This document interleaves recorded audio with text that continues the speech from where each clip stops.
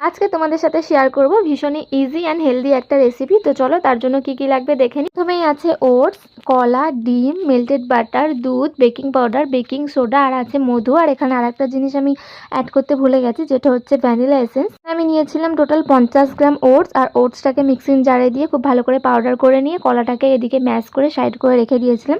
তারপর একটা বাটির মধ্যে ডিম দিয়ে 5 মিনিট খুব ভালো করে বিট করে তাতে দিয়ে দিয়েছিলাম ভ্যানিলা এসেন্স, বাটার আর মধু দিয়ে খুব ভালো করে আবারও 1-2 মিনিট একটু বিট করে নিয়েছিলাম।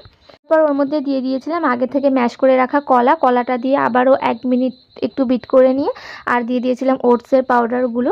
আর ওটসের পাউডারগুলো দিয়ে বিট করার সময় যে দুধটা নিয়েছিলাম সেই দুধটা দিয়ে দিয়েছিলাম। দুধটা কিন্তু পুরোটাই একবারে দেবে না, যতটা প্রয়োজন অল্প অল্প করে দেবে।